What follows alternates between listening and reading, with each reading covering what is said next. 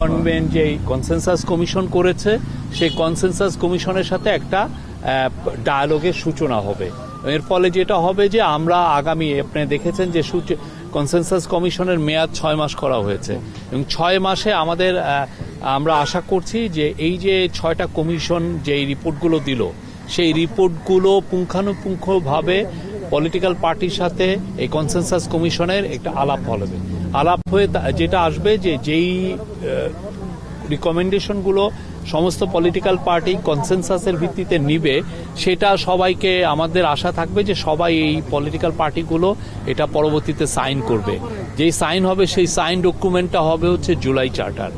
সেই জুলাই চার্টারের উপরে নির্ভর করবে যে আমাদের ইলেকশনের ডেটটা কবে। তা অলরেডি আপনারা দেখেছেন প্রফেসর ইউনূস বলেছেন যে মোস্ট লাইকলি ইলেকশনটা হবে এই ডিসেম্বরের মধ্যে। হ্যাঁ, এবং তার উপর এবং সেক্ষেত্রে আমরা হয়তো কিছু ইলেকশন রিকমেন্ডেশন বাস্তবায়ন করে যেতে পারবো।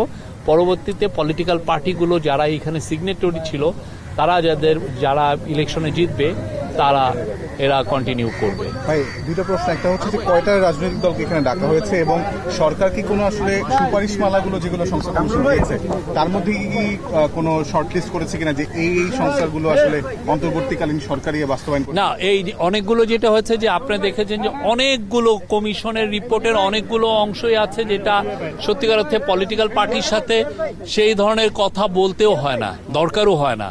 তা আমরা যেটা চাচ্ছি যে যেগুলো দরকার, যেমন ধরেন অ্যাডমিনিস্ট্রেটিভ একটা ডিসিশন, এমন একটা বিষয় বা খুবই একটা ছোটখাটো একটা মন্ত্রণালয়ের একটা ছোটখাটো ডিসিশন, সেটার জন্য পলিটিক্যাল কনসেনসাসের দরকার নাই। সেগুলো কিন্তু বাছা হয়েছে যে এই জিনিসগুলো ডুয়েবল, খুব দ্রুত এটা করা যায়। সেটা আমরা অলরেডি এটার কাজ শুরু হয়েছে, কিছু কিছু ক্ষেত্রে হয়েও গেছে।